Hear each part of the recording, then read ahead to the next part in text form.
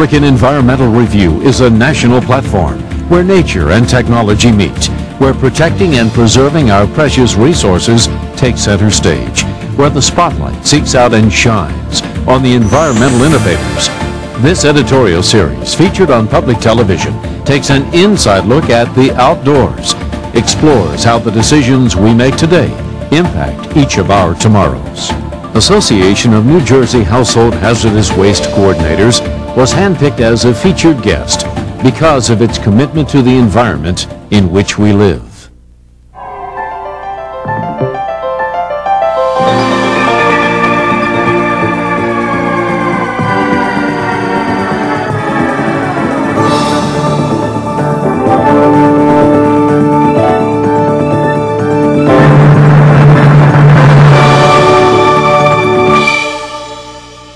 Since the beginning of time, human beings have made decisions in respect to the environment, whether to live with it in conflict or coexistence. We live with the consequences of those decisions today, just as we will live with today's decisions tomorrow.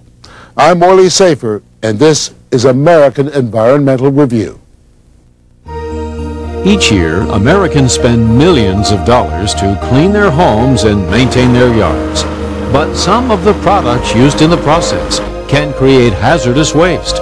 In fact, the average home accumulates 100 pounds of it annually. Household hazardous waste involve a lot of materials. Generally it's the same as industrial materials, except they're used on a consumer basis at homes.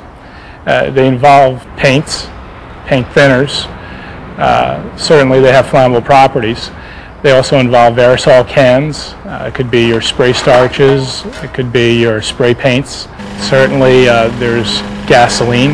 People that have lawnmowers, sometimes they have spent gasoline at the end of the season. So there's acids and bases, your drain cleaners. So we would collect materials such as that. These products should never be poured down drains or on the ground, which can have a direct and often lasting effect on the environment and public health. If someone should dump pesticides or herbicides down the drain, they can contaminate the groundwater, they can contaminate their drinking water supply. Also, if they choose to just put it in their household trash, they may expose the solid waste workers to adverse chemicals that they're really not intended to be there. Many communities around the country are trying to encourage their residents to dispose of household hazardous waste properly by informing them of the dangers.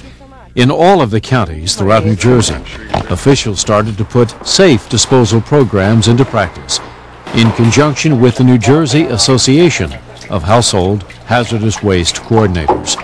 One of the first moves was to set up drop-off events for contaminated materials. The most important device behind getting the word out about household hazardous waste management has to be education, and I think that the counties try to use that at all levels, be it through school presentations that we conduct, general mailings to the county, speaking at civic groups, trying to forward the message through the municipalities so that they can help spread the words to their residents. Mary Beth Dugan says she never knew what constituted hazardous waste until she saw a program flyer. Some of the things that I found in the house that were hazardous were herbicides, pesticides. I found some uric acid that I'm not sure where it came from, but I knew it couldn't get thrown down the drain.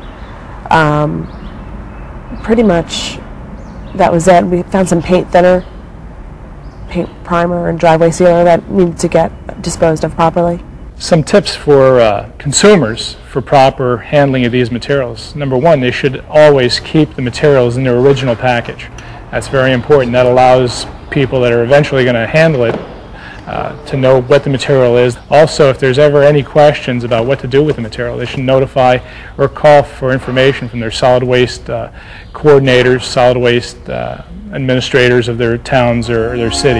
Each year, we create more than 1.6 million tons of hazardous household waste.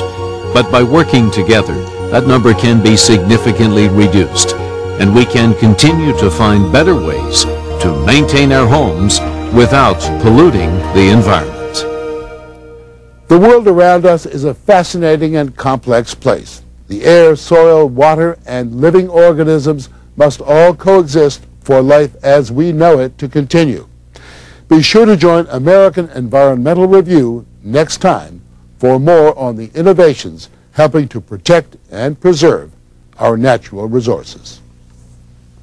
It's not always easy to be able to find the funding that you need to properly inform residents about the programs that you conduct.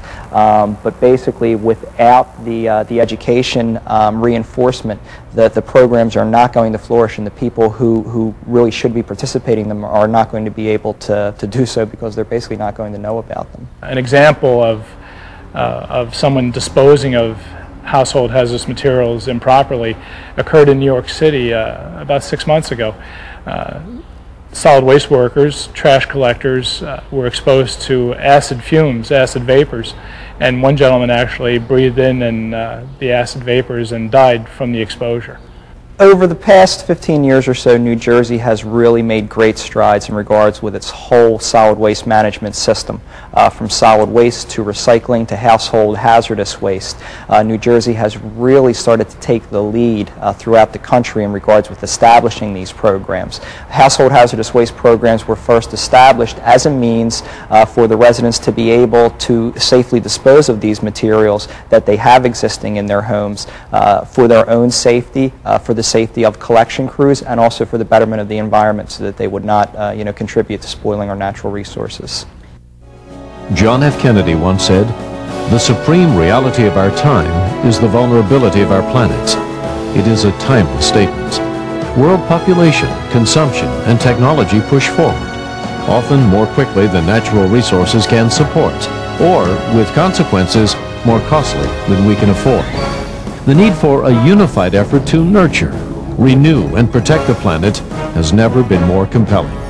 Therefore, once again, American Environmental Review extends a special thanks to the companies that have risen to meet today's environmental challenges. This has been a presentation of WJMK.